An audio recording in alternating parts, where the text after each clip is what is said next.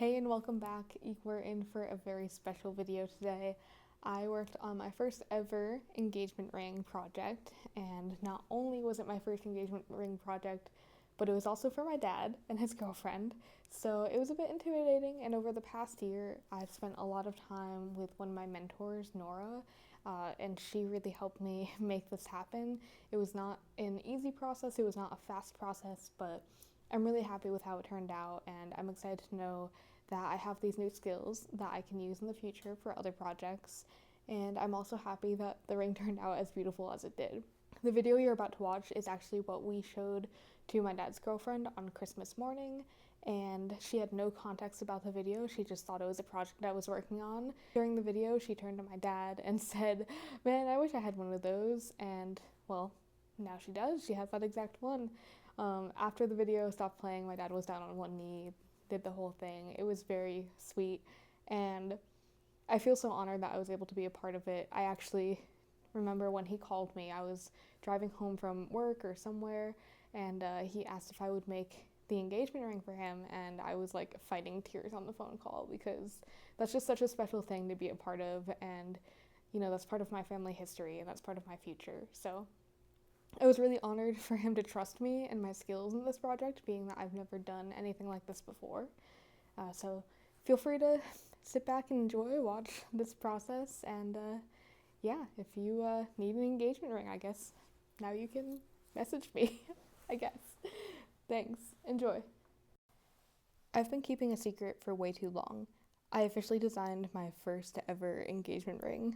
That's right, folks. Searching for the gemstone took so long, literally months, but we found the right one. My client actually helped me pick this one out, and I'm so proud of what he did to find this one. It's stunning. It's a Ceylon sapphire, which is modern day Sri Lanka. That's where the sapphires come from. It's natural from the earth, and it's a beautiful marquise with a light bluish purple color. Something so unique, and you don't see that every day. Just a stunning color and cut. Everything about it is so nice. It's just under 2 carats, and truthfully, I'm a little bit jealous of it. It's just really stunning. So we went ahead and carved a ring out of wax, as you saw in the previous clips, and we saw that the stone was able to fit in it, and here I am getting ready to preheat a crucible where we're going to put the mold into. We put the wax into plaster, put it in a kiln, and it melted away the impression of the ring. Here we are prepping it, getting it ready, and I just poured in some 14 karat white gold, and I'm heating it up, getting it nice and melted here. Playing with fire is always very fun. We want to make sure that this comes out beautifully, so I'm really glad that we are doing it as a team. I added in the Parmigiano, or boric acid, which will help remove any of the impurities that may be in the ring. And there we go, fire away, it's time to cast it. So we let off the tension, and the centrifugal force will shoot the molten metal into that flask. That's the button, that's the bottom of the metal.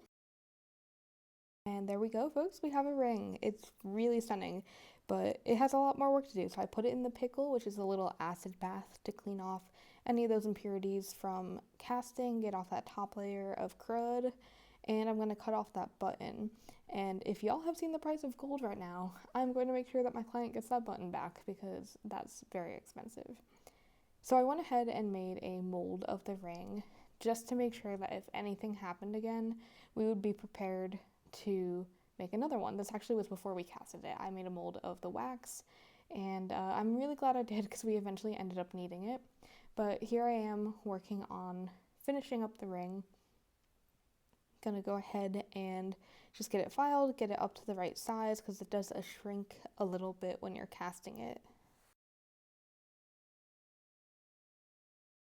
This process was really fun. I'm really proud of the design and how everything turned out. We have that beautiful split shank design with the claw prongs that are going to be on there. I'm also adding a comfort finish on the inside so it's comfortable for the client to wear because it's going to be worn every day and you want to be comfy. Here we're putting it into a tumbler which uses magnets to make it nice and shiny. That will get our initial shine for the polishing process, but there's still tons more polishing to do. Do not worry, there's lots of polishing, but this is fun to watch. Here I am using the buffing wheel to get in a nicer polish on that ring and make sure it's nice and shiny, and there it is. Let's see if the stone fits, and it does. Awesome.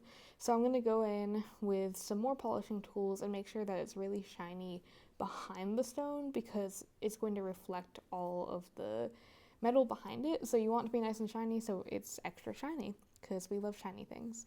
I'll put it into the ultrasonic cleaner to get off any gunk or residue from my polishing, which it definitely will have. Here, Nora is helping me set my very first ever prong setting gemstone, which is crazy considering how nice of a stone this is. But she helped guide me using the prong pusher here to get those prongs down over the stone. She was a huge help to me during this whole process, and I genuinely can't thank her enough for how much she did.